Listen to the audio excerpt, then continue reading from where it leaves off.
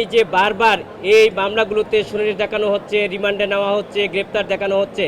যা সম্পূর্ণ আইনের শাসনের পরিপন্থী এবং ন্যায় বিচারের পরিপন্থী। সাবেক অবৈধ মন্ত্রী দীপু মনি এবং সাবেক অবৈধ মন্ত্রী কামরুল ইসলামকে শাহবাগ থানায় একটি হত্যা মামলায় গ্রেপ্তার দেখানো হয় এবং সাবেক বাণিজ্য উপদেষ্টা সালমান এফ রহমান এবং মন্ত্রী আনিসুল হক তাকে কদমতলী থানায় একটি হত্যা মামলায় গ্রেপ্তার দেখানো হয়। আজকে বিজ্ঞ সিএমএম আদালতে ফ্যাসিস্ট হাসিনার অন্যতম সহযোগী সাবেক অবৈধ মন্ত্রী আনিসুল হক এবং সালমান এফ রহমান, কামরুল ইসলাম এবং দীপু মনি এদেরকে বিভিন্ন হত্যা মামলায়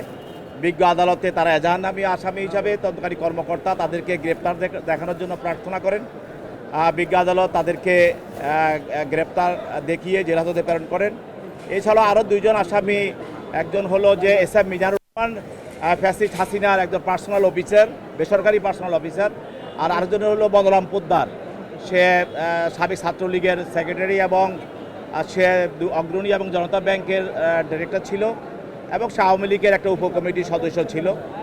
তাকেও একটি হত্যা মামলায় আজকে আদালতে নিয়ে আসা হয়। আর মিজানুর রহমানকে একটি টাকা আত্মসাতের মামলায়, চাঁদার মামলায় নিয়ে আসা হয়। এই দুইজনকে বিজ্ঞ আদালতে তুলে তদন্তকারী কর্মকর্তা তাদের বিরুদ্ধে রিমান্ড প্রার্থনা করেন এবং উভয়কে দুইটি আলাদা মামলায় 4 দিন করে রিমান্ড মঞ্জুর করে তদন্তকারী কর্মকর্তাকে তাকে জিজ্ঞাসাবাদ করার জন্য বিজ্ঞ আদালত অনুমতি প্রদান করেন। আপনারা জানেন যে প্রাক্তন প্রধানমন্ত্রীর মাননীয় উপদেষ্টা বিশিষ্ট শিল্পপতি সালমান এফ রহমান এবং আইন ও বিচার ও সংসদ বিষয়ক মন্ত্রী প্রাক্তন অ্যাডভোকেট আনিসুল হক, প্রাক্তন পররাষ্ট্র শিক্ষা ও সমাজ কল্যাণ মন্ত্রী ডাক্তার দীপু মনি, প্রাক্তন আইন প্রতিমন্ত্রী ও খাদ্য মন্ত্রী অ্যাডভোকেট কামরুল ইসলাম এবং ঢাকা উত্তরের মেয়র আতিকুল ইসলামকে আজকে বিজ্ঞ আদালতে আনয়ন করা হয়েছে। তাদেরকে কদমতলী থানার মামলা, শাহবাগ থানার মামলা এবং শাহবাগ থানার মামলায় তাদেরকে প্রত্যেককে শুনানি দেখানো হয়েছে। আমরা আইনজীবী হিসাবে মনে করি এই যে বারবার এই মামলাগুলোতে শুনানি দেখানো হচ্ছে, রিমান্ডে নেওয়া হচ্ছে, গ্রেপ্তার দেখানো হচ্ছে, যা সম্পূর্ণ আইনের শাসনের পরিপন্থী এবং ন্যায় বিচারের পরিপন্থী, মানবাধিকার লঙ্ঘিত হচ্ছে বলে আমরা মনে করি।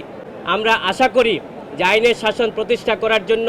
ন্যায় বিচার প্রতিষ্ঠা করার জন্য এই ধরনের মামলা থেকে